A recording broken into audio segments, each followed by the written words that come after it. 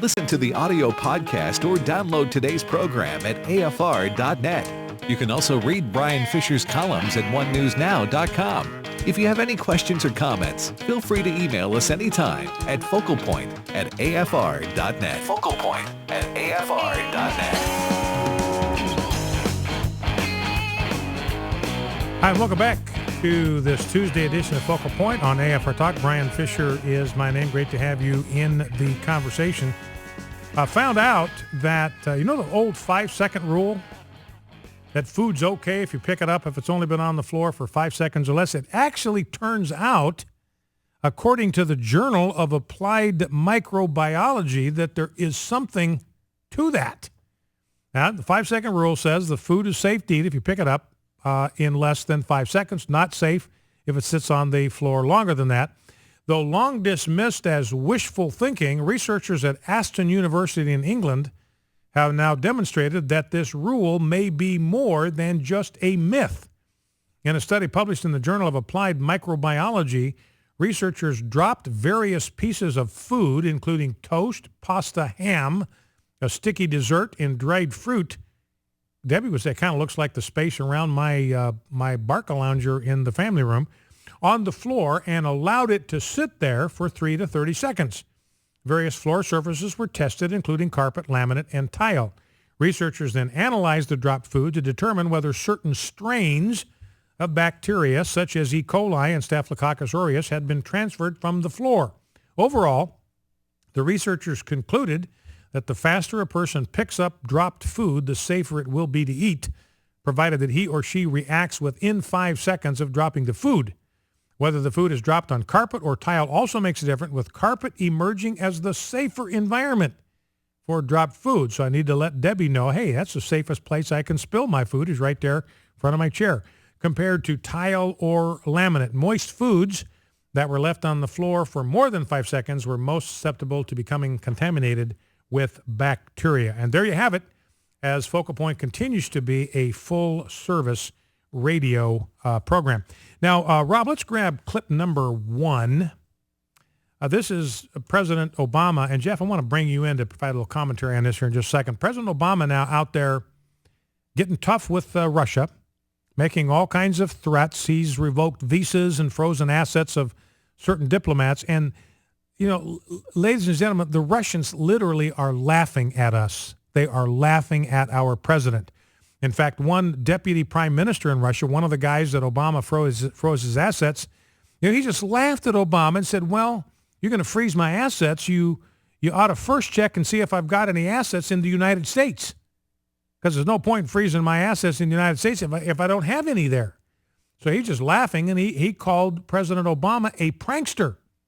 So here is President Obama trying to threaten Putin and Russia with what a tough guy he is, and they are laughing at him to his face. You know, and you talk about the diminishing of America's stature in the world. Our credibility, our status, our stature is now officially down to zero. We have literally become the laughingstock of the entire world. Now, here is President Obama yesterday getting tough on Russia, and I want to listen carefully to what President Obama says virtually in the first sentence of this soundbite. Let's listen. And as I told President Putin yesterday, the referendum in Crimea was a clear violation of Ukrainian constitutions and international law, and it will not be recognized by the international community. Today I'm announcing a series of measures that will continue to increase the costs on Russia and on those responsible for what is happening in Ukraine. First, as authorized by the executive order I signed 2 weeks ago, we are imposing sanctions on specific individuals responsible for undermining the sovereignty, territorial integrity, and government of Ukraine. We're making it clear that there are consequences for their actions. Okay, so that's President Obama being tough. We are going to impose sanctions on specific individuals. And, Jeff, you and I were talking on the break about just exactly how tough President Obama is going to get on Putin. Yeah, he's actually, the rumor is that he's going to step it up tomorrow. And Obama's actually going to block Putin on Facebook and Twitter. There you go, ladies and gentlemen. We got a tough president. I mean, it's take no prisoners. He's bringing the hammer down. as Jeff suggested. By the way, wanting to be able to do that much longer, President Obama is giving away control of the internet. You probably read that. He's giving it away, and you know who wants to take it over? Russia and China. Does that sound like a smart idea to anybody that's listening to the sound of my voice? We invented it. We built it. We own it. We should not give it away.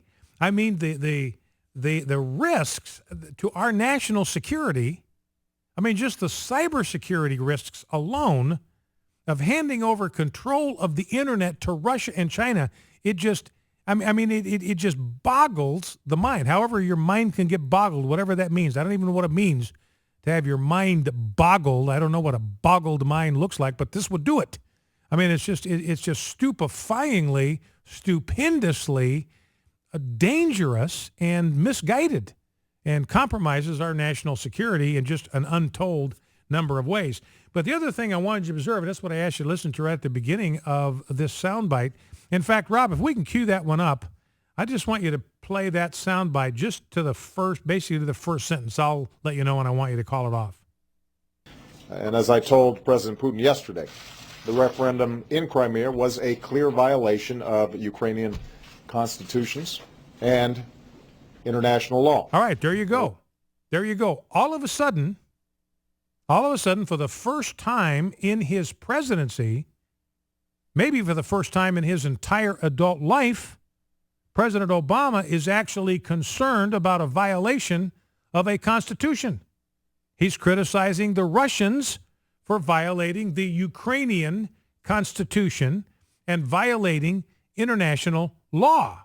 You know, so in my humble observation, this is the first time in 6 years of his presidency that he's ever shown any concern for the standards of the law or the standards of the Constitution. Now, not much to add, I guess, from what's going on with this airplane situation. By the way, President Obama missed another national security meeting on Saturday on Ukraine. This is the second one in the middle of this crisis. It's the second one that he missed. And no explanation, to my knowledge, was given as to his absence.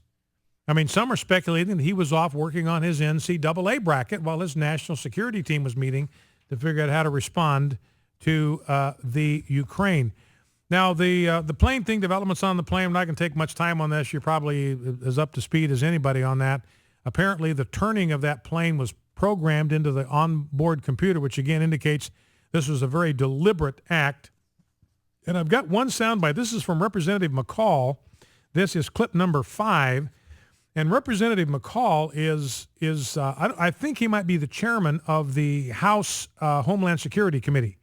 So this guy is in a position where he knows he has access to information that maybe is not being distributed to the general public because he has a kind of clearance that you and I wouldn't have. So anyway, this guy is in a position to give a very informed assessment of what's going on with this airliner. You know, it just mysteriously disappeared. Nobody knows where it is unless it's popped up since the program started. It seems very clearly to be deliberate, something done by the pilot or somebody who took over the cockpit, somebody who knew how to fly the plane. The coordinates that prompted the plane to make this turn, I mean, there's a sophisticated system of keyboard strokes you got to punch in. It'd be meaningless to a layman, so it had to be a trained pilot, an experienced pilot that programmed the plane to make that turn, and a pilot that knew how to put that plane on a course that was frequently flown by commercial airliners. Now, the suicide possibility is something that people have talked about. The problem with that is that this plane apparently flew radar evasive flight pattern. In other words, it flew low to the ground, very risky, maybe 5,000 feet above the ground, flying kind of by instruments, hugging the terrain, which is a very dangerous thing to do in a plane that size because they're so sluggish. And yet he apparently was trying to evade radar detection. Now, when pilots, and this has happened a couple of times, where pilots have committed suicide in the cockpit at the controls of a passenger plane, they've always nosed that thing straight down.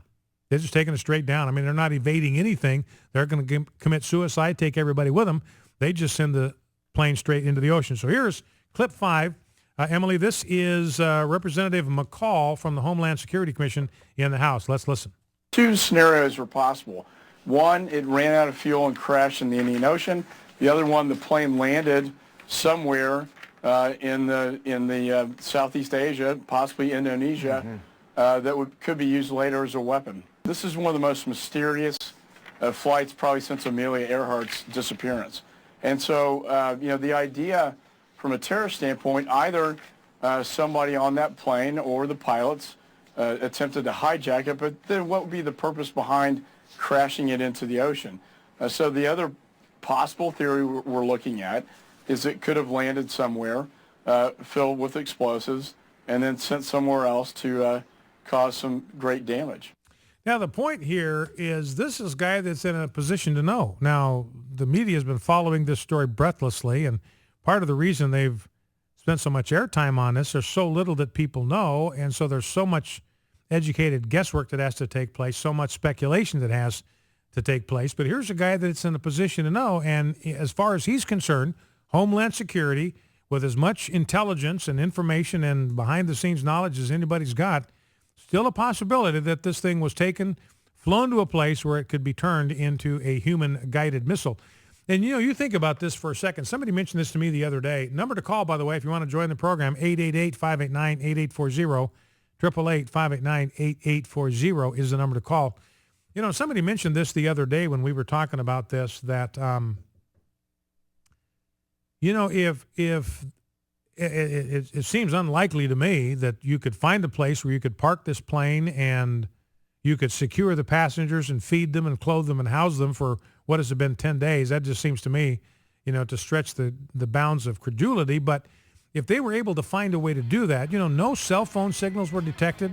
Apparently nobody on board the plane tried to call their family members. Remember that happened a lot with United Flight 93. There were phone calls from passengers on the plane to their loved ones on the ground and all that. None of that apparently happened. Nobody answered their phones, even though the folks could dial them, hear the phone ringing in the background. But somebody said, can you imagine if the terrorists were able to get hold of a plane, load it up with 239 people, and then fly it at a civilian target? And then the military of that country, let's say the United States or Israel, they would know that if they take out that passenger plane, they are going to kill 239 people. Be a terribly tragic decision, using the plane not only as a missile, but the passengers as a human shield. Focal Point, AFR Talk. Be right back.